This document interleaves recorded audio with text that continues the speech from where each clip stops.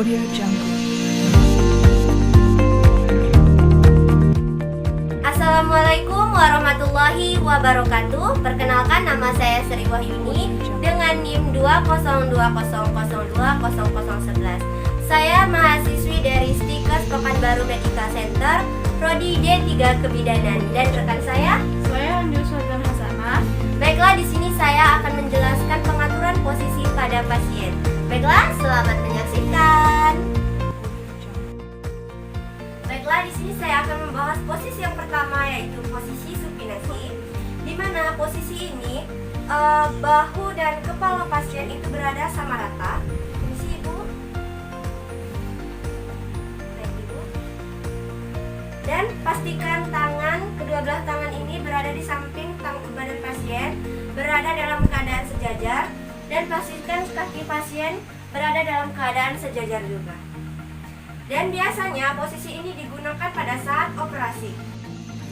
Baiklah, di sini posisi selanjutnya yaitu posisi Trendelenburg, di mana di sini kita akan menaikkan kaki pasien lebih tinggi daripada posisi tubuh lainnya. Maaf, Ibu, bisa dinaikkan kakinya, Bu?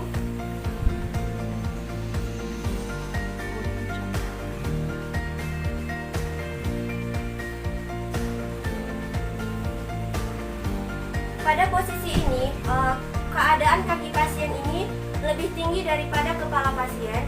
Biasanya posisi ini berguna untuk melancarkan darah menuju otak, dan biasanya posisi ini digunakan untuk akut hipotensi. Baiklah, di posisi selanjutnya yaitu ada posisi semipolar, di mana kita menaikkan bahu dan kepala pasien pada sudut 15 sampai 45 derajat.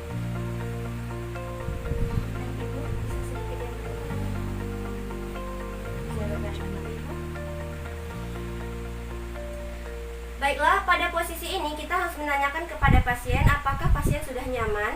Bagaimana, Ibu? Sudah nyaman? Jika belum nyaman, kita bisa menaikkan ke sudut 45 derajat. Biasanya posisi ini digunakan untuk melancarkan sirkulasi pernapasan.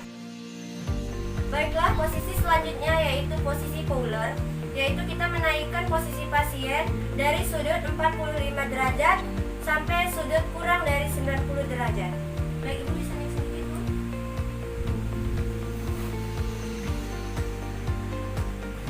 Baiklah, pada posisi ini tubuh pasien berada pada posisi 45 derajat sampai kurang dari 90 derajat. Biasanya posisi ini digunakan untuk mempermudah pada saat pemberian makan pada pasien. Baiklah, untuk posisi selanjutnya yaitu ada posisi hypolar, di mana kita akan menaikkan posisi pasien pada posisi 90 derajat. Maaf, Ibu, bisa naik sedikit.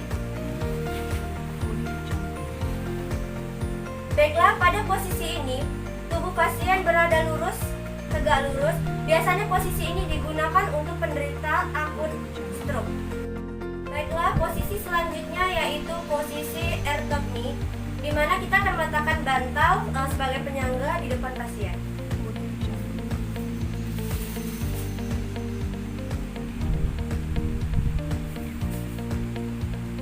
Baik, Ibu, bisa letakkan tangannya ke depan dan kepalanya dimiringkan ke kanan atau ke kiri, ya, Bu.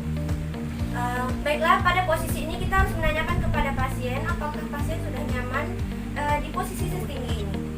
Baik, Ibu, apa Ibu sudah nyaman? Baiklah, jika tidak nyaman, kita harus memberikan bantal tambahan untuk penyangga kepala Ibu.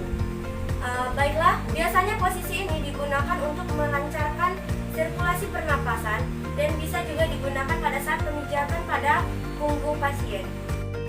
Baiklah, untuk posisi selanjutnya yaitu posisi lateral, di mana kita meminta pasien untuk memiringkan posisinya dengan cara Ibu angkat kakinya sedikit, ya, Bu.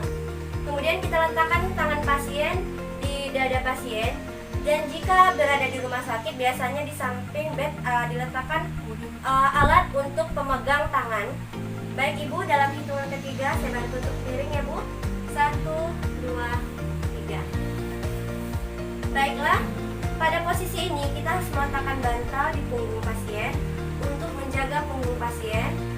Kemudian kita juga harus meletakkan bantal pada kaki pasien untuk melindungi atau mengurangi tekanan pada kaki pasien. Kemudian kita juga harus meletakkan bantal di tangan pasien untuk mengurangi tekanan pada tangan pasien. Biasanya posisi ini bisa digunakan untuk para pasien yang gerah baring lama dan juga bisa digunakan untuk posisi keadaan menyusui. Untuk pada saat menyusui, bantal di bagian tangan ini bisa kita ketepikan. Baiklah, di posisi selanjutnya ada posisi Sims, di mana kita juga meminta pasien untuk memiringkan posisi badan pasien. Ibu bisa diangkat kakinya sebentar, Bu. Kemudian kita meminta pasien untuk meletakkan tangannya di dada pasien. Baik Ibu, dalam hitungan ketiga saya bantu miring ya Bu. 1, 2, 3. Kemudian kita akan meletakkan tangan bawah pasien ini ke belakang. Baik Ibu, bisa. Baik Ibu. Kemudian kita meletakkan bantal untuk menjanggal kaki pasien. Permisi Bu, bisa diangkat sedikit.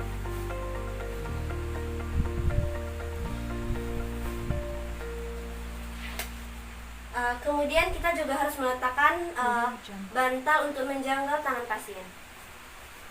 Permisi Bu. Baiklah, posisi ini biasanya digunakan untuk mengurangi penekanan pada tulang sekrum. Biasanya juga digunakan untuk pasien yang gerah baring lama agar lebih berelaksasi. Baiklah, pada posisi selanjutnya yaitu posisi pronasi, di mana kita meminta pasien untuk berada dalam posisi telungkup dengan kita beri ganjalan pada kepala, perut, serta kaki pasien berada dalam posisi yang sejajar. Biasanya posisi ini digunakan untuk meningkatkan ekstensi pada persendian lutut. Baiklah, di posisi selanjutnya yaitu ada posisi kenicis, di mana kita meminta pasien untuk dalam posisi menunggu. Permisi Ibu, bisa duduk sebentar Ibu. Kemudian badannya berbalik ya Ibu. Sedikit menunggu Ibu. Tangannya dekat, kepalanya bisa dimiringkan di sebelah sana Ibu. Tangannya, kakinya sedikit naik ya Bu. Baiklah, pada posisi ini yang harus kita perhatikan adalah dada pasien. Pastikan dada pasien menyentuh pada bantal ataupun bed. Kemudian kaki pasien berada dalam keadaan sejajar, tangan pasien berada di samping kanan dan kiri pasien. Biasanya posisi ini digunakan untuk pemberian obat di area rektum. Baiklah, di posisi selanjutnya yaitu ada posisi dorsal-recumbens, di mana kita meminta pasien untuk menaikkan kakinya seperti ini, satu, dan kaki satunya lagi dibuka sedikit. Pada posisi ini biasanya digunakan untuk pemeriksaan pada area vagina dan biasanya juga bisa digunakan untuk proses persalinan dan untuk pembersihan vulva hygiene. Baiklah, posisi yang terakhir yaitu posisi litotomi, di mana kita juga meminta pasien untuk mengangkat kedua kakinya seperti ini. Tapi yang bedanya kita meminta pasien untuk menyangga di bawah lutut. Baik Ibu, satu lagi Bu. Baiklah, pada posisi seperti ini biasanya di rumah sakit ada alat penyangga khusus yang diberikan. Jika tidak ada alatnya tersebut, kita bisa meminta pasien untuk memegang atau menyangga di bawah lutut pasien. Biasanya posisi ini kita gunakan untuk posisi persalinan dan pemberian IUD ataupun implan. Baiklah, terima kasih telah menyaksikan video dari kami. Jangan lupa di like, Di komen, di subscribe, and di and share. Sampai jumpa. Thanks for Makasih. watching.